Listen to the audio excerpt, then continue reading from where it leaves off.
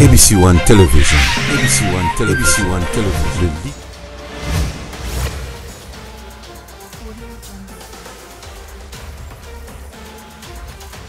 Madame, Messieurs, bonjour.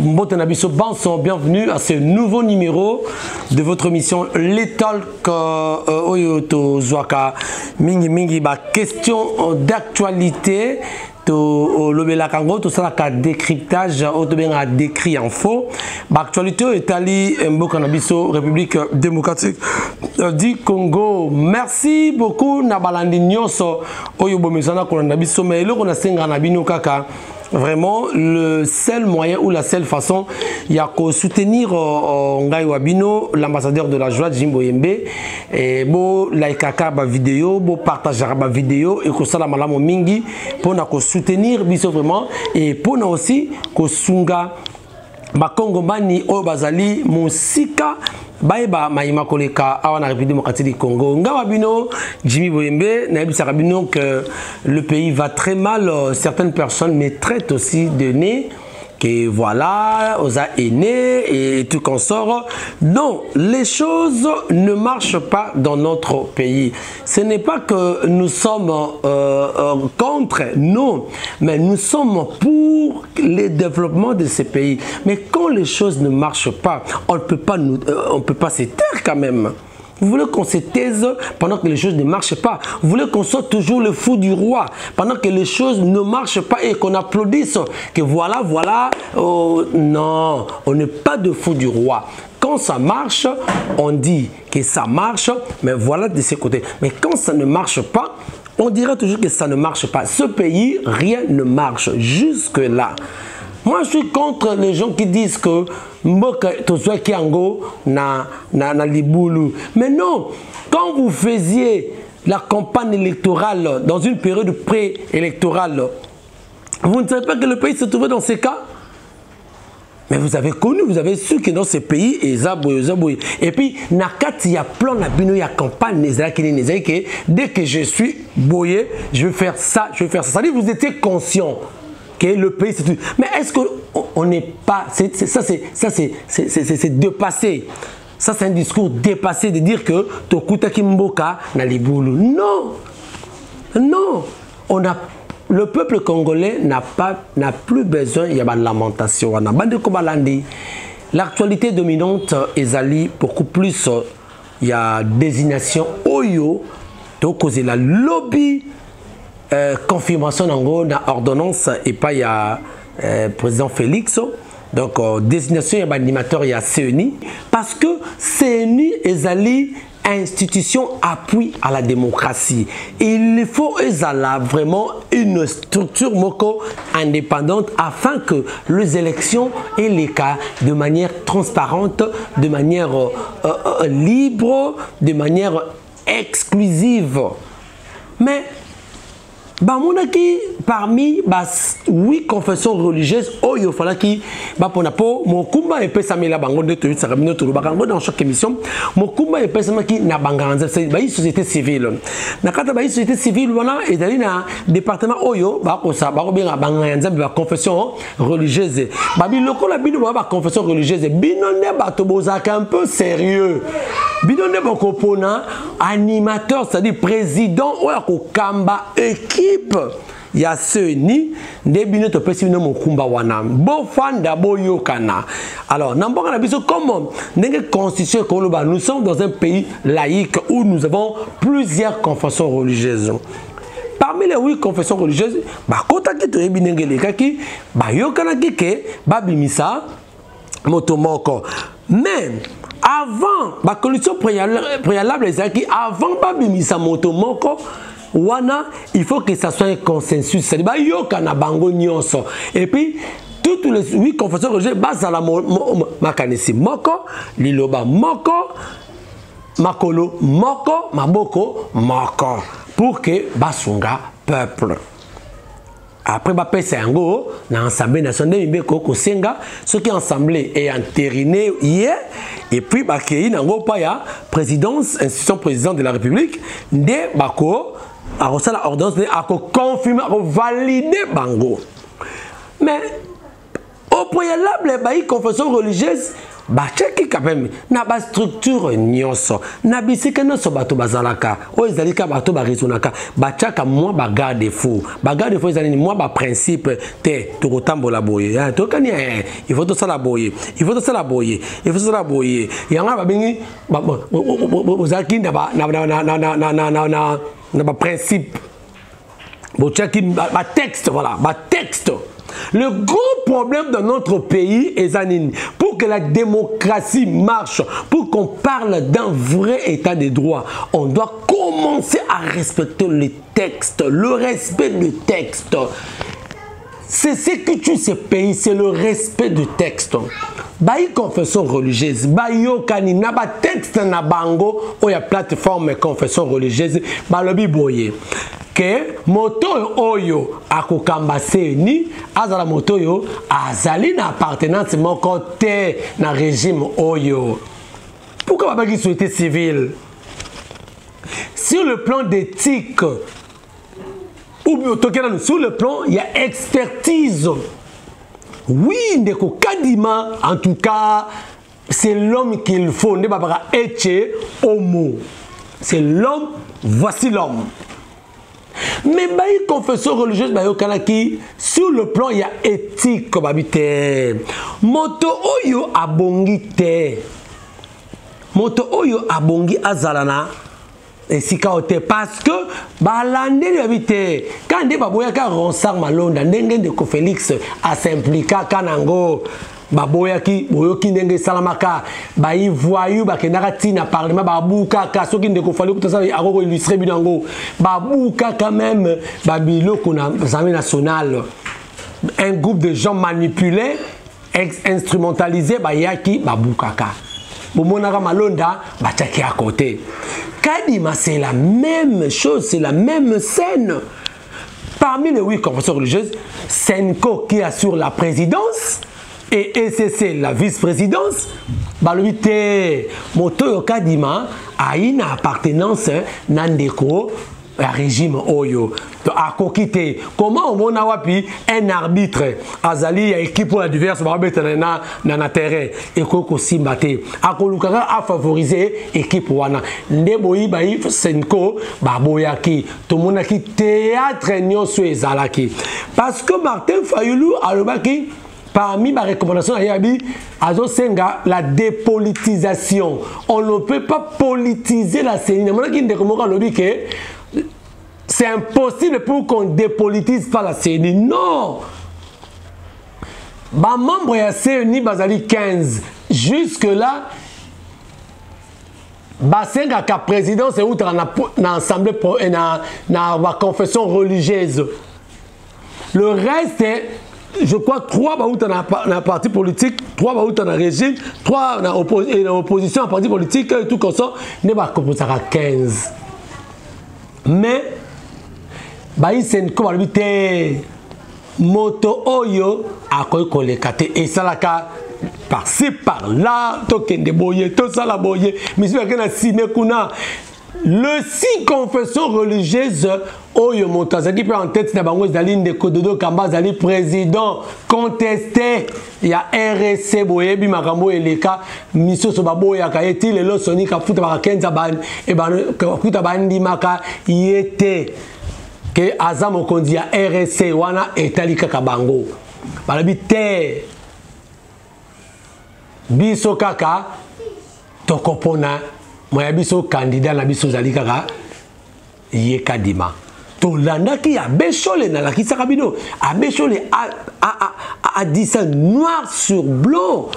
Il a dit que Bakoki Kotia candidat Oyo te parce que Azana ba relation na président Oyo, na régime Oyo. A favoriser ceux qui va mettre Kotia a favoriser. Moi les alliés c'est Nico Oyo, to yebi na 2011, 2006, 2018 nini. Oyo azalaki bato bako na pouvoir siko balobaka ke confiance basana ye parce que à chaque makalama baneko sala bandeko badini bako lobake.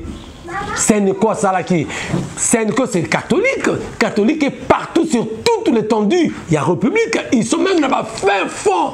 Qui ne sait pas que catholique et CC, bah ça là-bas fin fond. on a ouvert une guerre contre les catholiques. Une guerre contre les protestants. Alors, babité, moyen biso tocha, oyote binote, abeso lobi, bayo, bazui ba $100,000, ba jeep, parce que c'est le candidat du chef. Quand on dit candidat du chef, c'est quel chef? Et c'est pour quelle idée, pour quel objectif? Le roi a candidat à chef. C'est pour quel objectif? Les hommes avertis comprendre habiter moto soka leki et zane pour na favoriser. 2023, ma prononciation islamique. Ce que Zali Neko Félix Salami qui a roleka. Ce n'est pas un problème. À battre campagne, à l'accès de quoi il est capable, à connaître soka sali. Mais ce que nous refusons, nous peuples, et Zanini, glissement, fraude électorale. C'est ça le grand problème.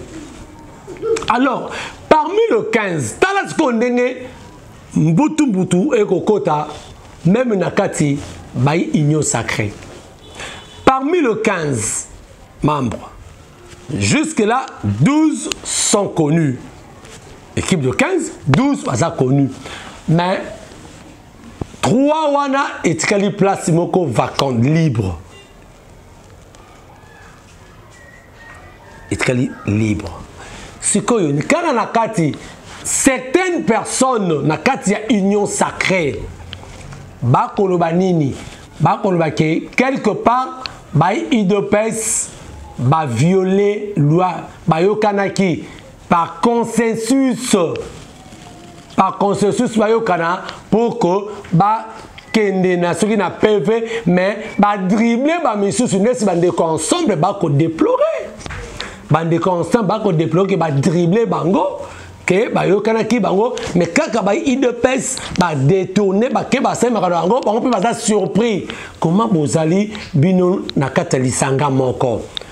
Normalement, le roi Bozali Sanga Moko, faut que vous ayez une idée Moko. Ce qui est que ma bisu tous la même idée, la même parole, la même makolo, la même maboko. Mais et le rôle la baï confession religieuse, baké makolo mon côté, ne mon idée va tirer les boyes.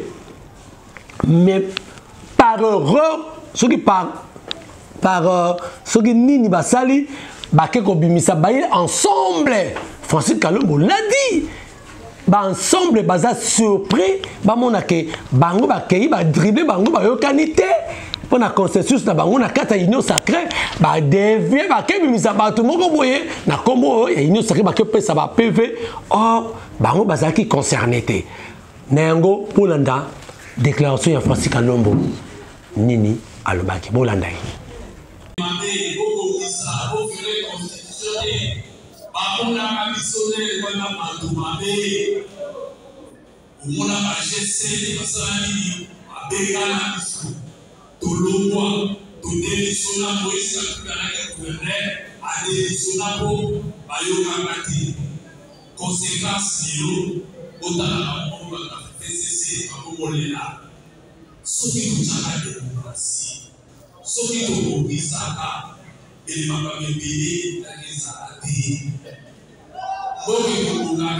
démocratie. Sinon, au sein de la canal, au maé, à Sanito canal, au côté de là, au café personnel. Il y a beaucoup de choses à dire sur cette théorie. Comment il met dans les années qui a fait ces là. Par contre, là, au violon, au spectacle, aux Araka, aux Araka. Alors, nous sommes dans l'union sacrée, tout le monde peut partout la mission, binoté, au salari, il y a beaucoup de choses dans la mission de l'union sacrée. Dès qu'on va dire au Kéné, les Arabes, et ça m'a fait tout par les côtés, les Arabes à la mission, ce que nous avons fait, tout le bateau, nous avons fait yoga. Modèle de façon de la matambo et la beauté.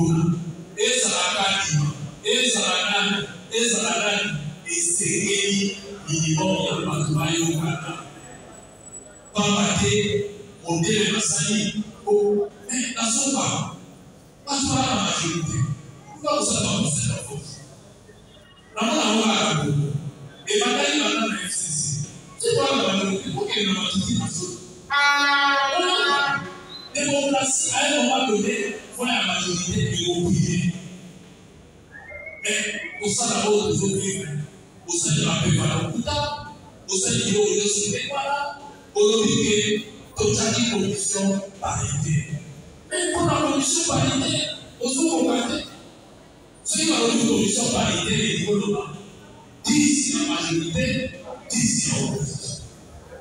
Mais est-ce que même moi, les gens difficiles à ça? Et ça difficile. Mais à cause de ça, au milieu de l'année, au salaire, au salaire, après de reposer à la population, il est dit, de boïser et la doute, la suspicion. Passage à force, et au salaire. Mais, là, la politicien et au nous allons Kalama, Sakalama, il est principal Kalama, il va se. Mais, Kalama, il a porté, il va se. Assis à privé, Kalama, donc, tout le monde va fidélité, c'est qu'il va gagner. Et ça, alors, il est ah, on a la question d'abord. Fachi, des Kamadaki, Souba Souli, Mala, et ça a été mais Souba Souli, Mala, attends, ça y est, aussi, l'année, Bogo, Guinea, Boudou.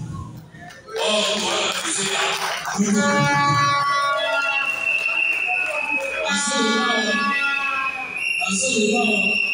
À connaissance, c'est vous. J'ai eu la chance de participer à la grande rencontre de sur la Bogo pour la Kilo de Bogo à Bogo. Le dialogue de l'Union sur les Saka dit la simplicité de la Zala. Les Arabes facilité. Alors, on a reçu un qui y a Oyo, dont nous avons mis à la soudée, dans la solidarité, dans Yoga, dans la Moudouté. Voilà la misère au bout de Moïse a tout dit à la misère, à l'Idouba, au soir de thé. À la misère, à Bessa, à Nord. Yébogo a l'outil possédé. À proposer qu'il y ait partir à l'Amérique, au Yaki. C'est là, à proposer. La État, tout dit à l'Amérique. Au Salina, les Bosnies, c'est pour la présence. Il y a dit que sous vous pouvez parler de cette associative-là pour nous info. Pourquoi la niveau a sauvé un peu pour pouvoir bâtir notre plan? En tout cas, ils sont ensemble pour bien probabilité la mission pour sécuriser la vérité. Vérité, la quatrième, qui négociation pour la boutique dans la déléguée la quatrième série. De le rôle a été obtenu contre l'emploi politique. Le rôle a dit ce doit être numéro 2, la quatrième union sacrée, numéro 1, les hommes ont transmis au Moutaki, la FCC. Que les amis, 3 les attaches, il est président INC, ainsi de suite.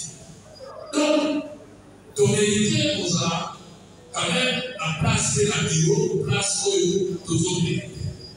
Les hommes à la négociation. Tout tient les colons à la tête dans la négociation. Tara, Manika ou nous avons la carte à l'union sacrée, va nous contourner la salle des bouchages. Parce qu'il est député dans la carte de la mission, tous autres présidents au poste, bravo à qui. Mais, la famille politique, tout souvent la Bogo dans la Cali, à Zaosa, à Bois de Boucha. Il est prêt à l'Okwama, à sauter un peu, dit la dernière minute. La limite, il est prêt à opposer à Kaboyo, président Bozo, à Sosa. Voilà. Voilà, vous l'avez dit, Francis Kalombo, Ouazali, coordonnateur principal. Il y a parti politique ensemble, Zanakati, Union Sacrée. On ne peut pas entrer dans ces débats-là. Mais Bazana Union Sacrée. Voilà, Boyoki. Ce qui déjà Nakati, Wana, Bamakabwe, Bandiabozo, Kanate, a comme de plus fortes raisons pour continuer 2023 ensemble. Ça, c'est déjà une branche où il faut mis. Il y a doute que 2023, dans le bas, on a une mission en Gaël qui n'a pas Ndeko Félix a constaté que tous ceux-là qui sont venus sont pour lui. Il y a de ceux-là qui sont venus pour des profits mokoboyés personnels. Pour des profits personnels. Comment se fait-il besoin ensemble? Fallait boyokana. Par consensus, boyokana que voilà tout ça, mais bino bayi de pes c'est pas moi qui ai dit ça. C'est Francis Kalombo Boyoki. Il a déploré même l'enterrement il y a Kadima. Alors, c'est parce que tout chaque question qui boy. Nouvelle équipe Oyo est composée CENI, ils ont déjà connu peut-être dans vous allez Kadima. Autour de la lobby jeudi ordonnance il y a président Félix pour valider bango bana mosala basala remise et reprise na Corneille Nanga. Est-ce que nouvelle équipe Oyo désignation à Kadima et Fungoli Biso une branche de crise Namboka na bisoté? Le fait il y a qu'au désigner Kadima un candidat contesté, rejeté par le souverain premier, par le parti politique, par beaucoup d'autres personnes, refusé, mais par forcing au Salamina Assemblée nationale. Bon, voilà qui, quel genre du théâtre, où il est qui dans l'Assemblée nationale, Babundi, ce sont de responsables. Mais entérinement forcing Oyo, Bachena Seuni, est-ce que Ezali et Fungoli une crise de Nambo Canabiso? Parce qu'au moins avion avait mata et ça la taxi. Taxi permet à répondre à Ezoa, à lui bien et décoller pour que Tercé sa malame. Oyo taxi Oyo ya Seuni, déjà taxi est loupé et bani mabé. Comment sera le décollage et l'atterrissage? Déjà le taxi, avion ou CNI, taxi sont déjà mabé. Parce que décollage et ça mandeni. Et bon, atterrissage. Ça peut ouvrir une guerre civile pour Yes. Bon, là, on n'a pas Moliani dans le lobby. Ça va nous amener à la guerre civile. Cette histoire, retenez bien, hein, ça va nous amener à la guerre civile. Si pas la guerre civile, il y a des troubles, même à niveau de Kinshasa. Les catholiques ne vont pas céder dans l'Ikamboyo, Etali, comment il s'appelle? Kadima. C'est sale ce qui se passe dans les dirigeants religieux où la corruption est en train de battre sérieusement. Mais personnellement, Pérou, bien talent, téléspectateurs, qu'est-ce qu'on s'en fout du CENI? On s'en fout éperdument. On est allé de contestation en contestation. Et CENI, et quoi mener le mon côté.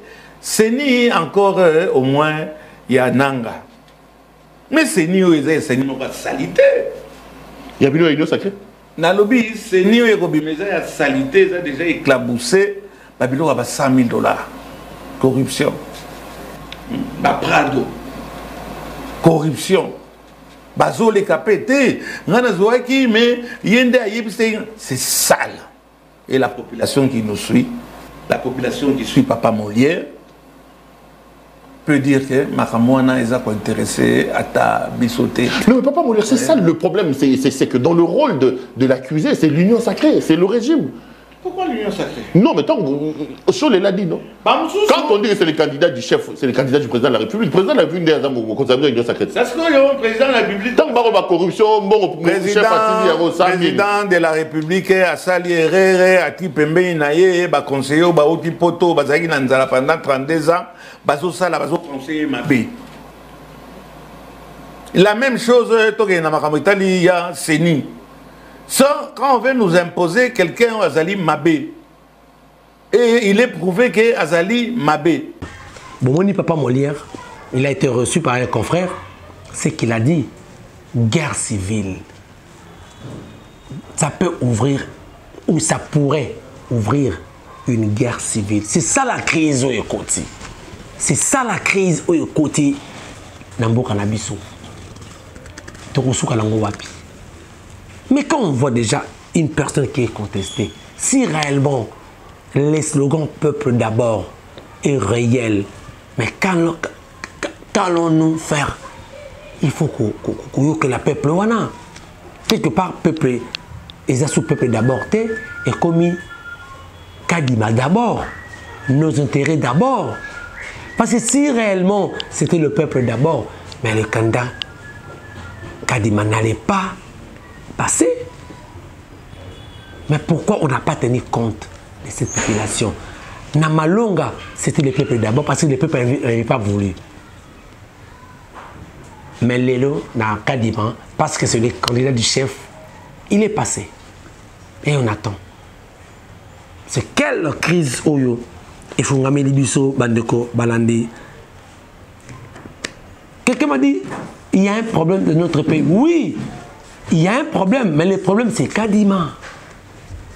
Le problème c'est Kadima parce que c'est la CENI qui est une institution appui à la démocratie. Ndé Ekopé Sabiso porte, il y a venir, il y a lobby. Et je suis déjà taxi n'a pas raté. Boye déjà. Comme ça, quand taxi m'a bakou nanzela. L'avion, ceux qui sont dans la piste, et c'est la taxi. Ceux qui sont dodan, ils ont déjà. Ma bakou, ils ont déjà. Avion, on a écozoa lure, il y a bien té pour un décollage. Écozoa lire, il y a bien té. Vous devez savoir. Quand déjà un avion rate son taxi, il n'y aura pas un bon décollage. Et il n'y aura pas non plus un bon atterrissage. Atterrissage, ils ont bien té. Tozo kende wapi. Nous partons wapi. Nous devons aimer ce pays. Nous devons aimer ce pays. Nalobakango à chaque mes interventions. Nous devons aimer ce pays. On n'aime pas ce pays. On n'aime pas ce pays. Si on aimait ce pays, voilà ce qui se passe. Dans l'Arsène dernièrement, c'était dans Boujimaï. Les mamans souffrent.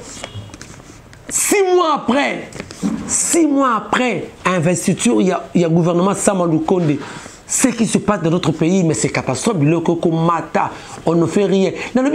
Si hier, on avait déploré le régime Kabila, que Kabila détruit, Kabila les mains du Congo, Kabila démon, oui. Alors, il faut continuer, il faut emporter les pas. Mais là où ça n'a pas marché pour Kabila, mais il faut arranger ça. Mais jusqu'aujourd'hui, quand la compétition, il y a basketball, compétition nationale, et Kobeta, Awana Kinshasa. Mais tala n'a pas condition de Kobeta, ce qui est le 17 octobre 2021. Et Kobeta n'a pas condition, c'est comme si tu allais na Katia. Il y a village, Vilankobo, Vilankobo. Mais village. On est où? On est dans quel pays? Voilà. Talandenge Zobeta. Talandenge Zobeta. Fali. Tala compétition, il y a basket. Je dis bien compétition nationale. Mais talandenge Zobeta. Il n'y a pas même d'installation. Il y a Rosuba. Ezate. Bolana. Monsieur le cas dans mon image. Monsieur le cas dans mon image. Tu filmes déjà? C'est ça les toilettes. Oui. C'est ça les toilettes. Filme un peu, qu'on voit le terrain où se passe la compétition nationale de basket en RDC. Filme. Regardez, ça c'est le terrain où se passe la compétition nationale de basket. Un terrain, ça c'est un terrain. Regardez, il n'y a pas de gradin, il n'y a pas de toilettes, il n'y a pas de vestiaire. Et les autorités se plaisent à consommer les biens du pays. Regardez ça. Aucune autorité. Je suis ici, il n'y a aucune autorité. Aucun responsable qui est venu assister les athlètes. Ils viennent de partout en RDC. Et moi, je suis venu voir les conditions dans lesquelles ils sont en train de travailler. Aujourd'hui, nous sommes le 17 octobre 2021. En pleine Kinshasa, la compétition nationale de basket. Voilà où ça s'est passé. Regardez, filmez. Pas de vestiaire. Pas de gradins. pas de toilettes, s'il vous plaît. Et les chaises ici, il faut payer, tu loues une chaise pour t'asseoir. C'est ça un pays, voilà. La compétition nationale de basket où toutes les provinces sont représentées, voilà comment ça se passe. Je demande aux autorités d'arrêter ça. Il faut qu'ils viennent voir ça, il faut venir voir ce terrain. C'est la honte pour la République, regardez le terrain. C'est la honte. C'est bon. Est-ce qu'on peut continuer à diriger ces pays comme ça? Ceux qui te disent que rien ne s'est fait, après 3 ans, regardez la condition dans laquelle, ou les conditions dans lesquelles Bandeko Bako jouer. Dans une compétition pareille, nationale, Botala. Est-ce qu'on doit continuer à dire que voilà, merci, ou bien vous vous réjouissez, vous se réjouissez Nabino, au détriment du peuple, du souverain premier qui est le peuple congolais? C'est malheureux. C'est malheureux. Nous sommes dans un pays de fous où tout le monde est fou, où on s'en fout de tout. On s'en fout de tout. On n'aime pas ces Congolais.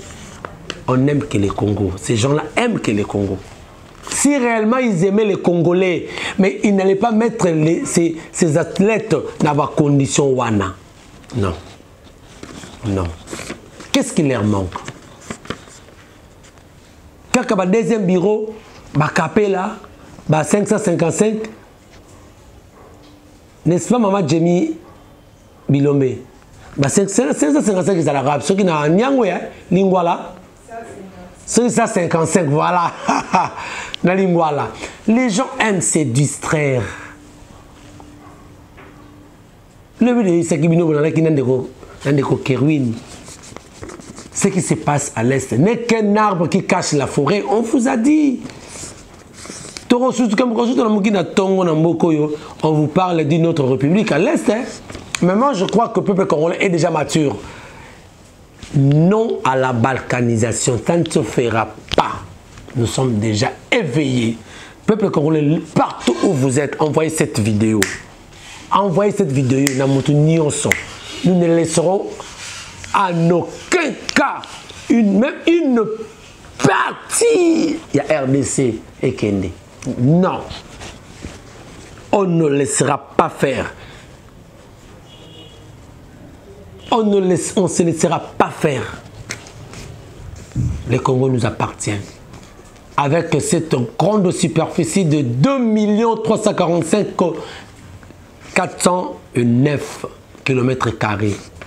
Avec une population de 105. Vous comprenez? Vous comprenez, hein? 105 millions d'habitants. Tous allés. Et nous y resterons. Nous y resterons. Nous sommes des Congolais. Jusqu'à ce que Jésus reviendra. Nous sommes là. Et on n'acceptera jamais. Nous allons libérer ce pays. Nous allons libérer ce pays entre les mains des usurpateurs, entre les mains des balkanisateurs, entre les mains des agents de mauvaises intentions pour le Congo. Merci d'avoir réuni sur ce matin. C'était juste une petite réflexion avec vous pour d'abord comprendre où va le pays.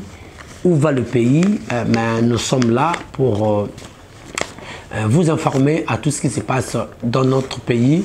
Donc, pour la suite, prochainement, merci à la grande équipe Oyoba Swingingai pour merci na Maman Jamie Bilombe, Maman ya Turquie, la turquoise Balobi, Sokomoni Maman Jamie, Olategi Toko, merci na Zandoana, vraiment la seule boutique Oyo et là Tsakabato qui Toko, Ezalinde, ya Maman Jamie, merci beaucoup. Merci na Dano qui était derrière la caméra. Merci na Bandego Nyonso Oyo. Bah, la Nengai, continuez vraiment à aimer cette émission, à liker et à partager. Comme vous avez pour la première fois, abonnez-vous, donc soutenir Bisso et aussi la Madame Mingi. Mais quelle que soit la durée de la nuit, le soleil apparaîtra. Donc, comment? Bonzambe na bonzambe, l'olé foot. Merci, donc une prochainement. Ciao.